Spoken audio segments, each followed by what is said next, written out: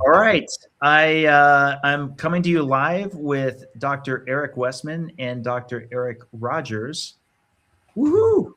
We're excited to announce yet another screening, this time hosted in your neck of the woods. Dr. Westman, can you tell us when and how people can see it? Yeah, I'm so glad to be here talking about the cholesterol code. And I saw it a year ago, and we're going to have a special screening in the Raleigh-Durham area, Raleigh-Durham, Chapel Hill, the North Carolina Triangle. And it's on Monday, April 6th at 7 p.m. It's going to be at the South Point Theaters down the AMC brand theater, but it's going to be great. And thanks to Eric Rogers, who's with me today. And so we're local in Durham, and we want to, and yet you can come from wherever, but we'll be at the cholesterol code special viewing. It's not out there yet, right? Publicly, Dave. So Nope. Special viewing of the cholesterol code, Monday, April 6th at 7 p.m.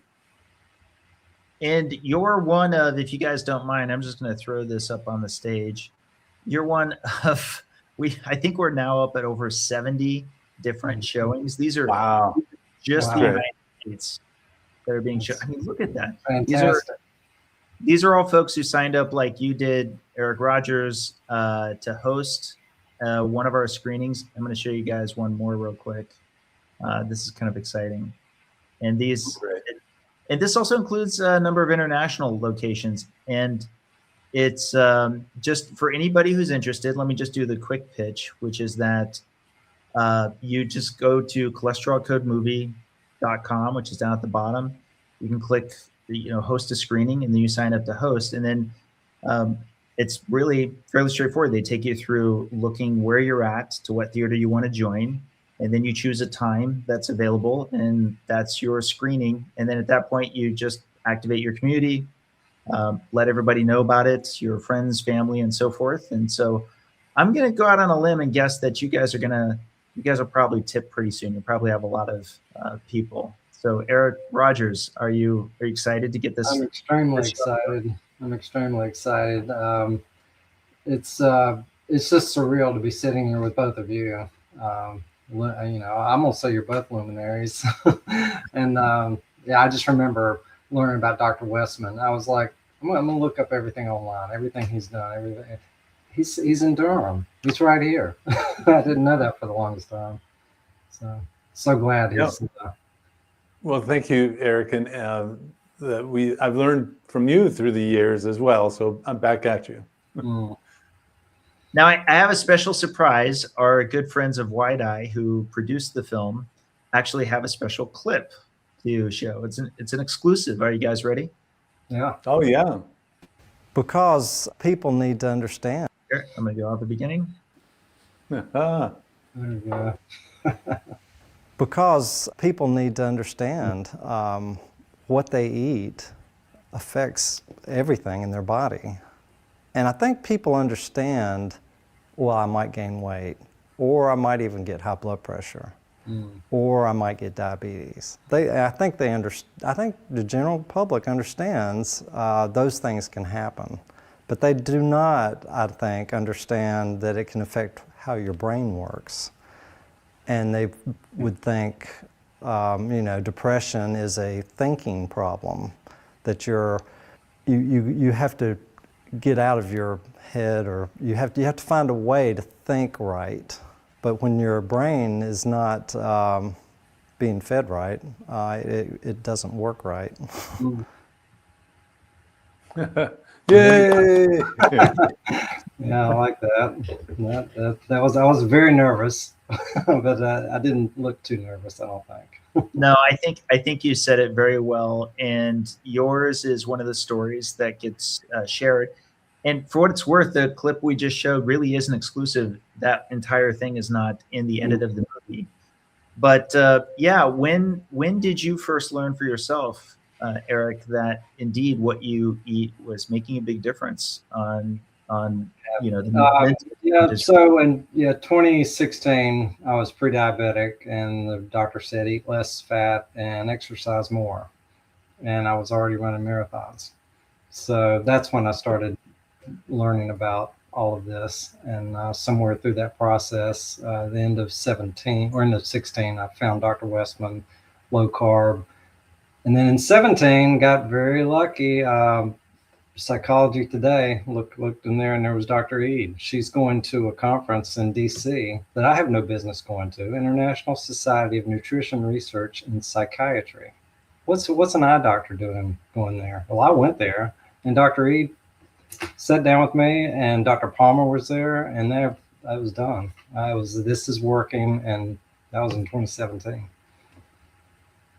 And so, Dr. Westman, would you say, as somebody who treats and advocates for a lot of people on a low carb diet, that many who may not have even been seeking to do so have seen potentially, beneficial effects for their mental health? Absolutely. Yeah, that's one of those things we call a non-scale victory, where most people are focused on the weight or diabetes reversal, but the mental health improvements are such a strong signal clinically that it's really exciting to have it now being more formally studied by Metabolic Mind, the Bazooki Foundation, and all. But it's not subtle for a lot of people. It's large. And Eric's story about, thank you for sharing that story, is really common, especially when people gain weight, they have diabetes or on all these meds, they get depressed. I mean, the hopeless and helpless, and doctors aren't helping by giving them more medicines. And, so it's really exciting by talking about diabetes or obesity reversal, that these other mental health issues get better at the same time. Now, the studies are being done, without the diabetes and obesity, just for things like bipolar and really serious depression and anxiety. And a keto diet or very low carb diet or carnivore diet, these are all like sisters, I hope we'll be able to learn what percentage of people will get improvement, rather than, yes, I've seen it. That's the problem with the grassroots, though, right? You see it, doesn't mean it happens to everybody. But the depression and anxiety improvement is so strong. It's almost like the heartburn reversal that happens in almost everybody that we don't talk about a lot. But yeah, it's exciting to see this make the cut. It didn't leave it on the cutting room floor, so to speak. Well, I mean, your treatment, Dr. Westman, fixes so many things in people. You don't even know where to start describing them. Well, in fact, I think that might be my talk for the Citizen Science Foundation fundraiser that's coming up in Vegas, Dave. If it's okay, I think I'm going to just review, a review of systems of the human body. What does keto do? It's at that point where I can talk about just about everything, and I'll probably start with the teeth, because that was Weston Price. And anyway, maybe it'll be a historical review of how we've all kind of woken up to the fact that, as you say, Eric, what you eat matters. Yeah, well, and the thing about the mind is people don't need to go to the doctor to know they're feeling better mentally, that their mood's better.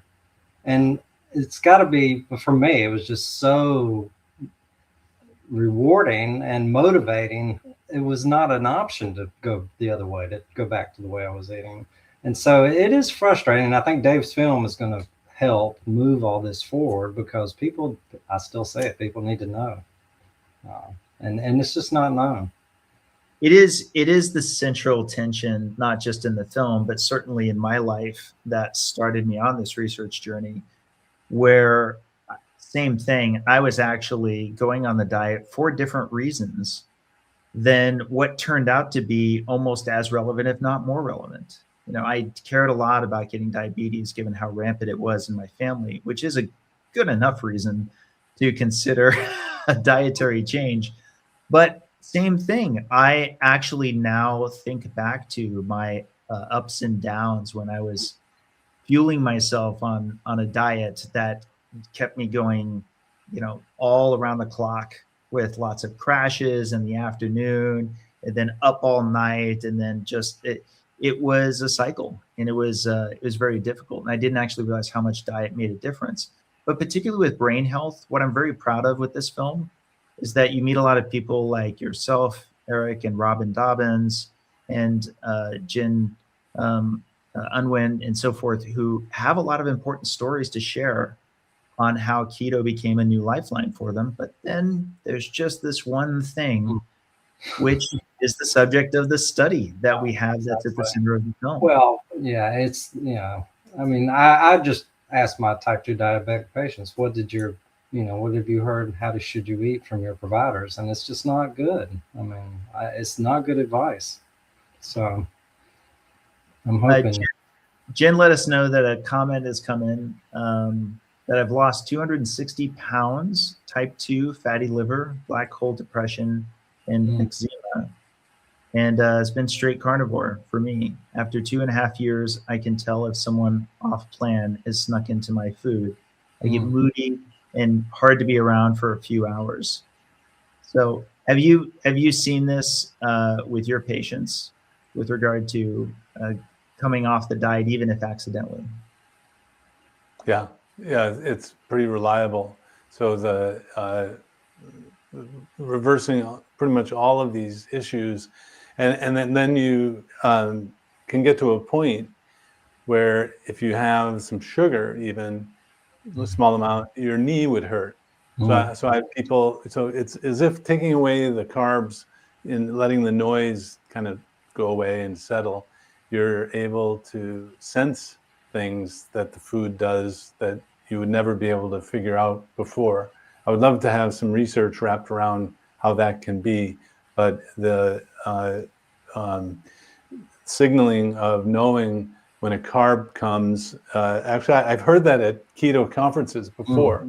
People will come up to me and say, in fact, there's someone who created foods that were super low carb.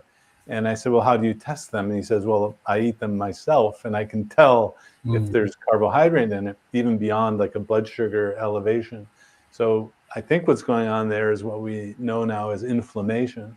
So the blood sugar isn't the only reaction that happens after you eat a carbohydrate, a blood sugar elevation. You'll get the blood glucose elevation and the insulin elevation, and then a cascade of inflammatory hormones or chemicals.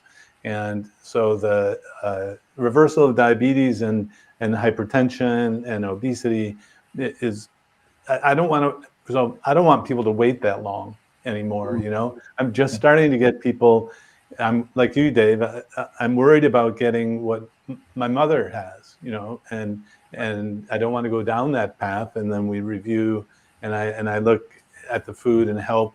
So you know, it doesn't all have to be keto. That's kind of the other, I guess, expectation or stereotype that all we use is keto diets. No, they're very useful, but carnivore as well. And then if someone can tolerate carbs, I think that's fine. But I'm finding a lot of people can't. Right. So, And anyway. so you wonder, you know, well, I'm 8 years and I still stay in ketosis most 95% of the time.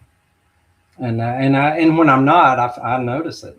So, and I've never done the experiments Dave did. It wouldn't be safe for me to do them. Your white bread experiment. Seriously, it would take me a while to recover from that. Just one bad meal, and I've literally in 8 years, I've only done it a couple times. One really bad meal, the next day, I'm oh yeah, okay, this is what depression was like. I remember this. The other thing that is interesting is with the illness, with the flu or something, same thing, same brain waves, and I'm like, this is, and that, but I know it's going away. So, well, you know, I wonder. So someone may be watching and not know anything about the cholesterol code yet. I can't believe that, but it may be true. And so the cholesterol code is a documentary film that is remarkable in many ways. And we got to see it a year ago at the first viewing of it in Las Vegas. And basically, Dave, it tells your story, among other people's, but how when faced with this super high cholesterol level in your own blood, you started asking questions like, you know, old "the emperor has no clothes," the child saying, but how can this be true if, you know, all those questions. And that's, so the cholesterol code is, you know, partially the story of you knocking on doors trying to get people to study this. Absolutely. And then coming up with your own money and resources, getting researchers to help you to fund a study of people who have high cholesterols doing keto diets, and you know, the results are ongoing. You do show some results in the movie, but it's, to me, gosh, it's a Herculean task. And you know, we spent some night times talking through all of the ins and outs of and why you can't give up. And I'm still saying that you can't give up, Dave. This is so important. And I really want to encourage you, if you're watching, to check out the cholesterol code. And if you're, you know, kind of, okay, this is really interesting, come spend an evening with us, April 6th, 7 p.m., Monday night, at the South Point Theater in Durham, North Carolina, so the RTP area. If you're in Georgia, North Virginia, South Carolina, it's not so far. We're almost in the South Carolina border. Well, not really, but anyway, come join us. Eric Rogers and I will be there. And anyway, so the cholesterol code is the story of an anomaly that's being described, where you can have super high LDLs and not drop dead in a year, or even 5 years, or we're finding it over a long period of time. So it really raises fundamental questions about our understanding of LDL cholesterol. And you know, Matt Budoff said, don't treat a lab number. Well, so Matt, Dr. Budoff, the principal investigator. So I don't know how you did it, Dave, but you found the world's expert using calcium scores and CT angiograms, and got him to help you with the study. So this isn't just some fly-by-night group doing a study for you. You found the world expert. You flew people out to LA to get their scans done, all on the same scanner. And I hope, if I'm embarrassing you, because it's again, a superhuman task that I know consumed most of your life. And unprecedented. Not only that it was self-funded, but this type of study has never been done. Nobody else would do it.